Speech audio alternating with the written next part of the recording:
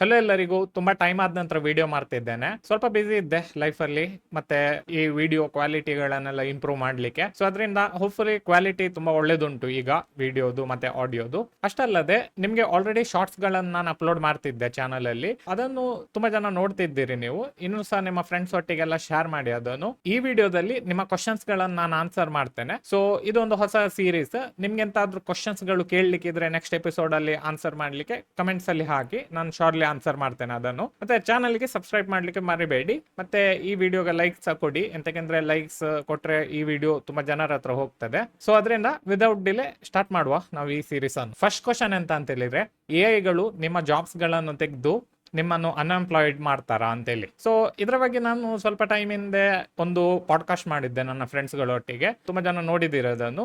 ಅದರಲ್ಲಿ ನಾವು ಈ ವಿಷಯಗಳನ್ನೆಲ್ಲ ಮಾತಾಡಿದ್ದೇವೆ. ಬಟ್ ಅದನ್ನು ಇನ್ನೂ ಸಹ ಸ್ವಲ್ಪ ಸಿಂಪ್ಲಿಫೈ ಮಾಡಿ ನಾನು ಹೇಳ್ತೇನೆ ಈ ವಿಡಿಯೋದಲ್ಲಿ. ಎಐಗಳು ನಿಮ್ಮ ಜಾಬ್ಸ್ ಗಳನ್ನು ತೆಗೆದು ನಿಮ್ಮನ್ನು ಅನ್ಎಂಪ್ಲಾಯ್ಡ್ ಮಾಡ್ತಾರಾ ಅಂತೇಳಿ ಒಂದು ಕ್ವಶನ್. ಸೊ ಇದಕ್ಕೆ ಆನ್ಸರ್ ಎಂತ ಅಂತ ಹೇಳಿದ್ರೆ, ಎಸ್ ಅಫ್ಕೋರ್ಸ್ ಎಐಗಳು ನಿಮ್ಮ ಜಾಬ್ಸ್ ಗಳನ್ನು ತೆಗಿತಾರೆ. ಅಂದ್ರೆ ಕೋಡಿಂಗ್ ಜಾಬ್ಸ್ ಗಳನ್ನು ಎಐ ಮಾಡ್ತದೆ.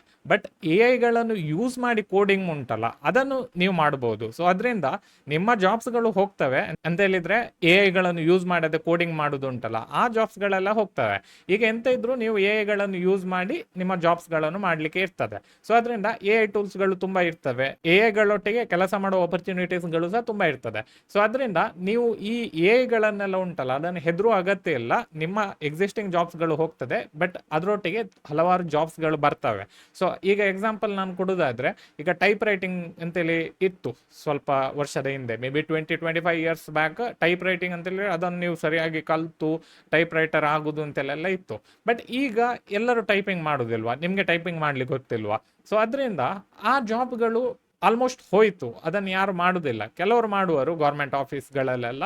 ಬಟ್ ಅದರ್ ದನ್ ದಾಟ್ ಎಲ್ಲರಿಗೆ ಅದು ಗೊತ್ತಿರ್ತದೆ, ಟೈಪಿಂಗ್ ಮಾಡ್ಲಿಕ್ಕೆ ನಮಗೆ ಸಹ ಗೊತ್ತುಂಟು. ಸೊ ಅದರಿಂದ ಟೈಪಿಂಗ್ ಜಾಬ್ ಹೋದ್ರೂ ಸಹ ನಿಮ್ಗೆ ಬೇರೆ ಜಾಬ್ಸ್ ಗಳ ಆಪರ್ಚುನಿಟಿ ಸಿಗ್ತದೆ. So same way coding jobs ಗಳು ಹೋದ್ರೂ ಸಹ ಕೋಡಿಂಗ್ ಅಲ್ಲಿ ಎಗಳನ್ನು ಯೂಸ್ ಮಾಡಿ ತುಂಬಾ ರೀತಿಯ ವೆಬ್ಸೈಟ್ಸ್ ಗಳನ್ನು ಬಿಲ್ಡ್ ಮಾಡುದು ಮತ್ತೆ ಎಗಳನ್ನು ಮೇಂಟೈನ್ ಮಾಡುದು ಉಂಟಲ್ಲ, ಅದು ಸಹ ಒಂದು ಒಳ್ಳೆ ಜಾಬ್. ಸೊ ಅದರಿಂದ ಜಾಬ್ಸ್ ಗಳ ಆಪರ್ಚುನಿಟೀಸ್ ಉಂಟಲ್ಲ ತುಂಬಾ ಇರ್ತವೆ. ಸೊ ಅದರಿಂದ ಹೆದರುವ ಅಗತ್ಯ ಇಲ್ಲ. ಸೆಕೆಂಡ್ ಕ್ವಶನ್ ಎಂತ ಅಂತ ಹೇಳಿದ್ರೆ, ಈ ಕ್ವಶನ್ ತುಂಬಾ ಸರಿ ನಂಗೆ ರಿಪೀಟ್ ಆಗಿ ಬಂದಿದೆ. ಎಕ್ಸ್ಪೀರಿಯನ್ಸ್ ಇಲ್ಲದೆ ಜಾಬ್ಸ್ ಗಳು ಹೇಗೆ ಪಡೆಯುವುದು ಅಂತ. ಅಂದ್ರೆ ಈಗ ನೀವು ಜಾಬಿಗೆ ಅಪ್ಲೈ ಮಾಡುವಾಗ ಅವ್ರು ಕೇಳ್ತಾರೆ 2 ವರ್ಷ ಎಕ್ಸ್ಪೀರಿಯನ್ಸ್ ಬೇಕು ಅಥವಾ 4 ವರ್ಷ ಎಕ್ಸ್ಪೀರಿಯನ್ಸ್ ಬೇಕು, ಫ್ರೆಶರ್ಸ್ ಸಿಗಲ್ಲ ಅಂತೇಳಿ. ಸೊ ಅದರಿಂದ ನಿಮ್ಮ ಹತ್ರ ಎಂತ ಎಕ್ಸ್ಪೀರಿಯನ್ಸ್ ಇಲ್ಲದೆ ಜಾಬ್ಸ್ ಗಳನ್ನು ಯಾವ ರೀತಿ ಪಡಿಬಹುದು. ಫಸ್ಟ್ ವಿಷಯ ಅಂತ ಹೇಳಿದ್ರೆ, ನಿಮ್ಗೆ ಹತ್ರ ಎಕ್ಸ್ಪೀರಿಯನ್ಸ್ ಇಲ್ಲ ಅಂತ ಹೇಳಿದ್ರೆ, ಒಂದಾದ್ರೆ ನೀವು ನಿಮ್ಮ ಕಾಲೇಜ್ ಡಿಗ್ರಿ ಮಾಡಿ ನಾನ್ ಐ ಟಿ ಫೀಲ್ಡಿಗೆ ಹೋಗಿರುವರಿ, ಆ ಎಕ್ಸ್ಪೀರಿಯನ್ಸ್ ಐ ಟಿ ಫೀಲ್ಡಿಗೆ ಲಾಗು ಆಗ್ತದ ಇಲ್ವಾ ಅಂತೇಳಿ ನೀವು ಸ್ವಲ್ಪ ಥಿಂಕ್ ಮಾಡುದಾದ್ರೆ, ಈಗ ನೀವು ಯಾವ್ದಾದ್ರು ಒಂದು ಐ ಟಿ ರಿಲೇಟೆಡ್ ಫೀಲ್ಡಿಗೆ ಹೋದ್ರೆ ಆ ಎಕ್ಸ್ಪೀರಿಯನ್ಸ್ ಉಂಟಲ್ಲ ಕೌಂಟ್ ಆಗ್ತದೆ. ಈಗ ನೀವು ಯಾವ್ದಾದ್ರು ಒಂದು ಬಿಸ್ನೆಸ್ ಅನಲಿಸ್ಟ್ ಅಥವಾ ಎಂತಾದ್ರೂ ಒಂದು ಅಂತ ರೀತಿಯ ಜಾಬ್ಸಿಗೆ ಹೋದ್ರೆ, ಅನಲಿಸ್ಟ್ ರಿಲೇಟೆಡ್ ಜಾಬ್ಸ್, ಅದನ್ನು ನೀವು ಸ್ವಲ್ಪ ಐ ಟಿ ರಿಲೇಟೆಡ್ ಮಾಡಿ ಉಂಟಲ್ಲ ನಿಮ್ಮ ರೆಸ್ಯೂಮ್ ಅಲ್ಲಿ ಹಾಕಿದ್ರೆ, ಸೊ ಅದು ಗ್ಯಾರಂಟಿ ಕನ್ಸಿಡರ್ ಆಗ್ತದೆ. ಬಟ್ ನಿಮ್ಮ ಹತ್ರ ಆಲ್ರೆಡಿ ಎಕ್ಸ್ಪೀರಿಯನ್ಸ್ ಇರದಿದ್ರೆ ನೀವು ಪ್ರಾಜೆಕ್ಟ್ಸ್ ಗಳನ್ನು ಬಿಲ್ಡ್ ಮಾಡಬೇಕು. ಎಂತಕ್ಕಂತ ಹೇಳಿದ್ರೆ, ನೀವು ಪ್ರಾಜೆಕ್ಟ್ಸ್ ಗಳನ್ನೆಲ್ಲ ಕರೆಕ್ಟ್ ಆಗಿ ಬಿಲ್ಡ್ ಮಾಡಿದ್ರೆ ಅದೇ ಒಂದು ಒಳ್ಳೆ ರೀತಿಯ ಎಕ್ಸ್ಪೀರಿಯನ್ಸ್. ಅದನ್ನು ನೀವು ಯೂಸ್ ಮಾಡಿ ಜಾಬ್ಸ್ ಗಳನ್ನು ಕ್ರ್ಯಾಕ್ ಮಾಡ್ಲಿಕ್ಕೆ ಆಗ್ತದೆ. ಸೊ ಅದರಿಂದ ಎಷ್ಟಾಗ್ತದೆ ಅಷ್ಟು ಪ್ರಾಜೆಕ್ಟ್ಸ್ ಗಳನ್ನು ಬಿಲ್ಡ್ ಮಾಡಿ ಇಂಟರ್ವ್ಯೂ ಅಟೆಂಡ್ ಮಾಡೋಕ್ಕಿಂತ ಮುಂಚೆ ಆ ಪ್ರಾಜೆಕ್ಟ್ಸ್ ಗಳನ್ನು ರಿಲೀಸ್ ಮಾಡಿ, ಮತ್ತೆ ಇಂಟರ್ವ್ಯೂ ಆಗ್ತಿರುವಾಗ ಅವ್ರ ಹತ್ರ ಹೇಳಿ, ನಾನು ಈ ರೀತಿ ಆಪ್ಸ್ ಅನ್ನು ಬಿಲ್ಡ್ ಮಾಡಿದ್ದೇನೆ, ಗೂಗಲ್ ಪ್ಲೇ ಸ್ಟೋರ್ ಅಲ್ಲಿ ರಿಲೀಸ್ ಮಾಡಿದ್ದೇನೆ, ಅಥವಾ ನಾನು ಆ ವೆಬ್ಸೈಟ್ ಅನ್ನು ರಿಲೀಸ್ ಮಾಡಿ ಅದು example.com ಅಲ್ಲಿ ರಿಲೀಸ್ ಆಗಿ ಉಂಟು. ನಿಮ್ಮ ನೇಮ್ ಇದ್ದು ಡೊಮೈನ್ ಅನ್ನು ಸಹ ಬೈ ಮಾಡಿ ಅದನ್ನು ಹೋಸ್ಟ್ ಮಾಡಬಹುದು, ಅಥವಾ ಯಾವ್ದಾದ್ರು ಒಂದು ಫ್ರೀ ಡೊಮೈನ್ ಅಲ್ಲಿ ಸಹ ಹೋಸ್ಟ್ ಮಾಡಬಹುದು. ಸೊ ಅದರಿಂದ ನಿಮ್ಮ ಪ್ರಾಜೆಕ್ಟ್ಸ್ ಗಳನ್ನು ಕನ್ಸಿಡರ್ ಮಾಡಿ ಜಾಬ್ ಸಿಗ್ತದೆ.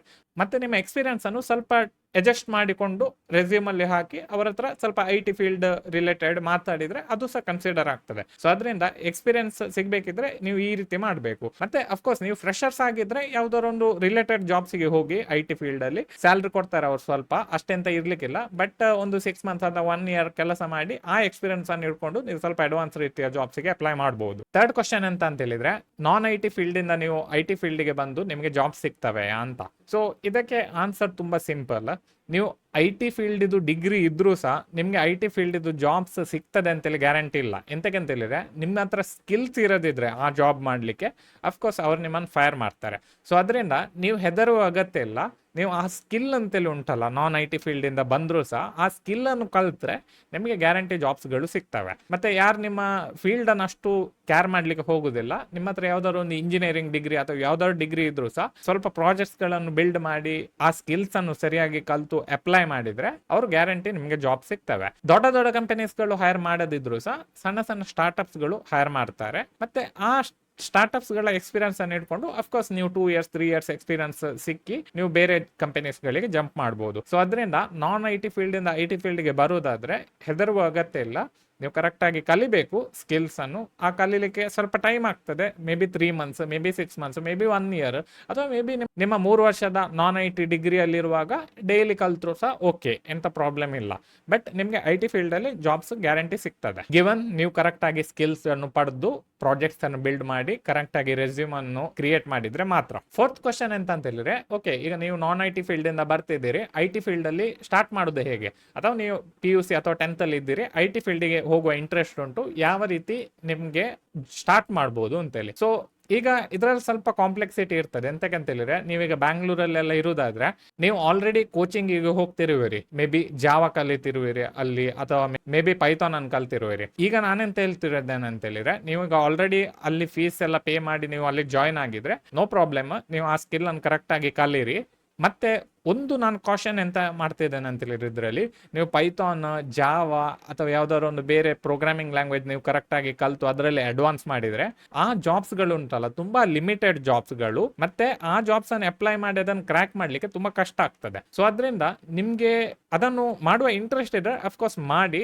ಅದು ನಾನ್ IT ಬ್ಯಾಕ್ ಗ್ರೌಂಡ್ ಇಂದ ಬಂದು ನೀವು ಅದನ್ನು ಕ್ರ್ಯಾಕ್ ಮಾಡೋದು ತುಂಬಾ ಕಷ್ಟ ಆಗ್ತದೆ. ಬಟ್ ನಿಮ್ಗೆ ಆಲ್ರೆಡಿ ಇಂಟ್ರೆಸ್ಟ್ ಉಂಟು, ನಿಮಗೆ ಕರೆಕ್ಟಾಗಿ ಅರ್ಥ ಆಗ್ತಾ ಉಂಟು, ಅದು ಹೇಳ್ತೇವಲ್ಲ ಪ್ಯಾಷನ್ ಇರಬೇಕು ಅಂತೇಳಿ, ಆ ಪ್ಯಾಷನ್ ಕರೆಕ್ಟ್ ಆಗಿ ನಿಮ್ಗೆ ಅದ್ರ ಮೇಲೆ ಇದ್ರೆ ಅಫ್ಕೋರ್ಸ್ ನೀವು ಆ ಕಂಪನೀಸ್ ಗಳಿಗೆ ಅಪ್ಲೈ ಮಾಡಿ.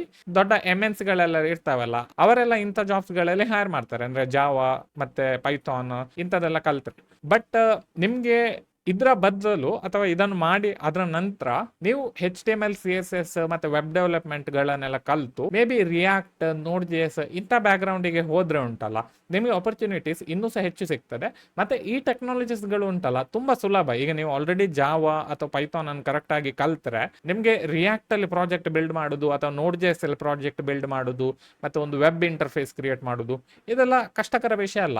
ಆಲ್ರೆಡಿ AI ಅವೈಲೇಬಲ್ ಇದೆ. ಸೊ ಅದರಿಂದ ನೀವು ಆ AI ಆ ಕ್ವಶನ್ಸ್ ಗಳನ್ನು ಹಾಕಿದ್ರೆ, ಫಾರ್ ಎಕ್ಸಾಂಪಲ್ ಈಗ ಜಾವಾದಲ್ಲಿ ಒಂದು ಕೋಡ್ ಅನ್ನು ಕೊಟ್ಟು ಇದನ್ನು ಯಾವ ರೀತಿ ನಾನು Node.js ಅಲ್ಲಿ ಇಂಪ್ಲಿಮೆಂಟ್ ಮಾಡ್ಬೋದು ಅಂತ ಹೇಳಿ ನೀವು ಕೇಳಿದ್ರೆ ನಿಮಗೆ ಇಮಿಡಿಯೇಟ್ ಆನ್ಸರ್ ಸಿಗ್ತದೆ. ಮತ್ತೆ ಈ ಆನ್ಸರ್ಗಳನ್ನು ಯೂಸ್ ಮಾಡಿ ನೀವು ಅದನ್ನು ಇಂಪ್ಲಿಮೆಂಟ್ ಮಾಡಬಹುದು. ಸೊ ಅದರಿಂದ ನೀವು ವೆಬ್ ಟೆಕ್ನಾಲಜೀಸ್ ಮತ್ತೆ Node.js ರಿಲೇಟೆಡ್ ಸ್ಟ್ಯಾಕ್ ಅನ್ನು ಕಲಿಯುವುದು ತುಂಬಾ ಒಳ್ಳೇದು ಆಪರ್ಚುನಿಟಿ. ಎಂತಕ್ಕಂತ ಹೇಳಿದ್ರೆ ಅದೇ ನೀವು ಜಾವಾ ಅದೆಲ್ಲ ಕಲ್ತು ನಿಮ್ಗೆ ಜಾಬ್ ಸಿಗೋದು ಉಂಟಲ್ಲ ತುಂಬಾ rare.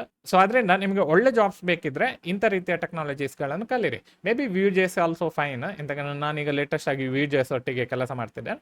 Any JavaScript framework, Java framework ಅಲ್ಲ, ಜಾವಾ ಸ್ಕ್ರಿಪ್ಟ್, ಜಾವಾ ಫ್ರೇಮ್ ವರ್ಕ್ಗಳು ಬೇರೆ. ಸೊ ಅದರಿಂದ ಜಾವಾ ಮತ್ತೆ ಜಾವಾ ಸ್ಕ್ರಿಪ್ಟ್ ಅಲ್ಲಿ ಕನ್ಫ್ಯೂಸ್ ಮಾಡಬೇಡಿ. ಸೊ ಅದರಿಂದ ಕನ್ಕ್ಲೂಷನ್ ಎಂತ ಅಂತ ಹೇಳಿದ್ರೆ, ನೀವು ವೆಬ್ ಟೆಕ್ನಾಲಜೀಸ್ ಗಳನ್ನು ಯೂಸ್ ಮಾಡಿ ಸ್ಟಾರ್ಟ್ ಮಾಡಿ. ಬೇಸಿಕ್ಸ್ ತುಂಬಾ ಈಸಿ ಇವೆ, ಮತ್ತೆ ಜಾಬ್ಸ್ ಗಳನ್ನ ಅಪ್ಲೈ ಮಾಡೋದು ಸಹ ತುಂಬಾ ಸುಲಭ ಇದೆ.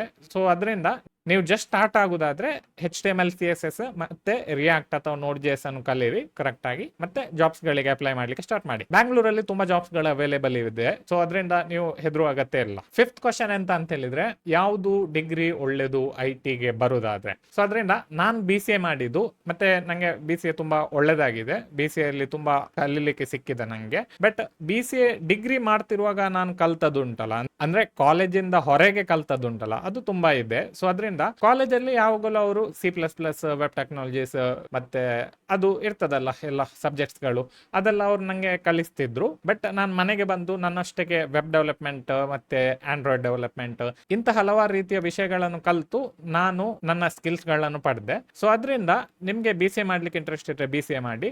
ಬಟ್ ನೀವು ಯಾವುದೇ ಡಿಗ್ರಿ ಮಾಡಿ, ಇಟ್ ಡಸಂಟ್ ಮ್ಯಾಟರ್. ನಿಮ್ಗೆ ಕರೆಕ್ಟ್ ಆಗಿ IT ಅಲ್ಲಿ ಸ್ಕಿಲ್ಸ್ ಇದ್ರೆ ನಿಮ್ಗೆ IT ಯಲ್ಲಿ ಜಾಬ್ ಸಿಗ್ತವೆ. ಮತ್ತೆ IT ಯಲ್ಲಿ ಇಂಟ್ರೆಸ್ಟ್ ಸಹ ಇರಬೇಕು. ಈಗ ಕೋಡಿಂಗ್ ಮಾಡೋದು ಅಷ್ಟಂತ ಸುಲಭ ಇಲ್ಲ. ಅಂದ್ರೆ ನಿಮ್ಗೆ ಈಗ ಒಂದು ಸಿಂಪಲ್ ಆಗಿ ಕೋಡ್ ಮಾಡೋದು ಓಕೆ, ಬಟ್ 8 ಗಂಟೆ 9 ಗಂಟೆ ಕುತ್ಕೊಂಡು ಎಂತಾದ್ರೂ ಕೋಡ್ ಮಾಡೋದು ಉಂಟಲ್ಲ, ಅದಷ್ಟು ಸುಲಭ ಇಲ್ಲ. ನಿಮ್ಗೆ ಅಷ್ಟು ಇಂಟ್ರೆಸ್ಟ್ ಇರಬೇಕು, ಮತ್ತೆ ಅದರಲ್ಲಿ ಒಂದು ಪ್ಯಾಷನ್ ಇರಬೇಕು. ಹಾಗಾಗಿದ್ರೆ ಮಾತ್ರ ನಿಮ್ಗೆ ಆ ಜಾಬ್ಸ್ ಗಳನ್ನ ಮಾಡ್ಲಿಕ್ಕೆ ಆಗ್ತದೆ. ಬಟ್ IT ಯಲ್ಲಿ ತುಂಬಾ ಜಾಬ್ಸ್ ಗಳ ಅವೈಲೇಬಲ್ ಇವೆ, ಅಂದ್ರೆ ಕೋಡಿಂಗ್ ಬಿಟ್ಟು.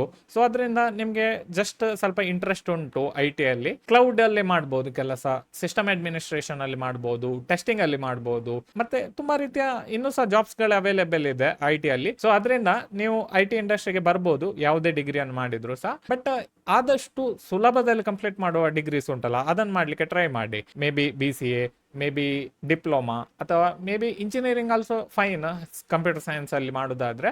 ಮತ್ತೆ ನೀವು ಆಲ್ರೆಡಿ ಬೇರೆ ಯಾವ್ದಾದ್ರು ಒಂದು ಡಿಗ್ರಿಗೆ ಜಾಯಿನ್ ಮಾಡಿದ್ರೆ ಎಂತ ಹೆದರುವ ಅಗತ್ಯ ಇಲ್ಲ. ತುಂಬಾ ಜನರು ಬೇರೆ ಫೀಲ್ಡ್ ಅಲ್ಲಿ ಡಿಗ್ರಿ ಮಾಡಿ IT ಇಂಡಸ್ಟ್ರಿಗೆ ಬರ್ದಿದ್ದಾರೆ. ನನ್ನ ಫ್ರೆಂಡ್ಸ್ ಗಳಲ್ಲಿ ತುಂಬಾ ಜನರು ಹಾಗೆ ಮಾಡಿದ್ದಾರೆ. ಸೊ ಅದರಿಂದ ನೀವು ಅದರ ಬಗ್ಗೆ ಹೆದರುವ ಅಗತ್ಯ ಇಲ್ಲ. IT ಇಂಡಸ್ಟ್ರಿಯಲ್ಲಿ ಜಾಬ್ಸ್ ಗಳು ಸಿಗ್ತವೆ. ನಿಮಗೆ ಇಂಟ್ರೆಸ್ಟ್ ಇರಬೇಕು, ಮತ್ತೆ ಆಬ್ವಿಯಸ್ಲಿ ಸ್ಕಿಲ್ಸ್ ಗಳನ್ನ ಕಲಿಬೇಕು. 3 ಮಂತ್ಸ್ 6 ಮಂತ್ಸ್ ಅದ್ರಲ್ಲಿ ಡೆಡಿಕೇಟ್ ಮಾಡ್ಬೇಕು ಟೈಮ್ ಅನ್ನು ನೀವು ಕಲೀಲಿಕ್ಕೆ. ಸೊ ಅದರಿಂದ ಕರೆಕ್ಟ್ ಆಗಿ ಕಲ್ತು ಜಾಬ್ಸ್ ಗಳನ್ನ ಅಪ್ಲೈ ಮಾಡಿದ್ರೆ ನಿಮ್ಗೆ ಸಿಗ್ತದೆ. ಡಿಗ್ರಿ ಅಷ್ಟು ಮ್ಯಾಟರ್ ಆಗುದಿಲ್ಲ. ಅಂದ್ರೆ ಡಿಗ್ರಿ ಮಾಡ್ಬೇಕು, ನೀವು ಡಿಗ್ರಿ ಮಾಡಿದ್ರೆ ಯಾವತ್ತೂ ಒಳ್ಳೇದು. ఎందుకంದ್ರೆ ನಮ್ಮ ಫ್ಯಾಮಿಲಿಗೆ ಪ್ರೆಷರ್ ಇರ್ತದೆ ಡಿಗ್ರಿ ಮಾಡಬೇಕು. ಸೊ ಅದರಿಂದ ಡಿಗ್ರಿಯನ್ನು ಕರೆಕ್ಟ್ ಆಗಿ ಮಾಡಿ ಅದ್ರಲ್ಲಿ ಒಳ್ಳೆ ಮಾರ್ಕ್ಸ್ ಗಳನ್ನು ತೆಗಿರಿ. ಅದರೊಟ್ಟಿಗೆ ನೀವು ಸ್ಕಿಲ್ಸ್ ಗಳನ್ನು ಸಹ ಡೆವಲಪ್ ಮಾಡಿ, ಪ್ರಾಜೆಕ್ಟ್ಸ್ ಗಳು ಬಿಲ್ಡ್ ಮಾಡಿ IT ಜಾಬ್ಸ್ ಗೆ ಅಪ್ಲೈ ಮಾಡಿ. ನಿಮ್ಗೆ ಗ್ಯಾರಂಟಿ ಸಿಗ್ತದೆ ನಿಮ್ಮ ಹತ್ರ ಸ್ಕಿಲ್ಸ್ ಇದ್ರೆ. ಸೊ ಟ್ರೈ ಮಾಡಿ, ತುಂಬಾ ಪ್ರಾಜೆಕ್ಟ್ಸ್ ಗಳನ್ನು ಬಿಲ್ಡ್ ಮಾಡಿಕೊಂಡು ನಿಮ್ಗೆ ಜಾಬ್ಸ್ ಗಳು ಸಿಗ್ತದೆ IT ಇಂಡಸ್ಟ್ರಿಯಲ್ಲಿ. ಸೊ ಈ ವಿಡಿಯೋದಲ್ಲಿ ಇಷ್ಟೇ. ನಿಮ್ಗೆ ಯಾವ್ದಾದ್ರು ಒಂದು ಕ್ವಶನ್ಸ್ ಗಳಿದ್ರೆ ಕಮೆಂಟ್ ಸೆಕ್ಷನ್ ಅಲ್ಲಿ ಹಾಕಿ, ನಾನು ಅಲ್ಲಿ ಗ್ಯಾರಂಟಿ ರಿಪ್ಲೈ ಕೊಡ್ತೇನೆ. ಪ್ಲಸ್ ನಾನು ಈ ವಿಡಿಯೋದಲ್ಲಿ ಸಹ ನಿಮ್ಗೆ ಆನ್ಸರ್ ಮಾಡ್ಲಿಕ್ಕೆ ಟ್ರೈ ಮಾಡ್ತೀನಿ. ಸೊ ಅದರಿಂದ ಈ ವಿಡಿಯೋನ ಶೇರ್ ಮಾಡಿ, ಲೈಕ್ ಮಾಡಿ, ಚಾನಲ್ಗೆ ಸಬ್ಸ್ಕ್ರೈಬ್ ಮಾಡ್ಲಿಕ್ಕೆ ಸಹ ಮರಿಬೇಡಿ. ನೆಕ್ಸ್ಟ್ ವಿಡಿಯೋದಲ್ಲಿ ಸಿಗೋಣ. ಬಾಯ್.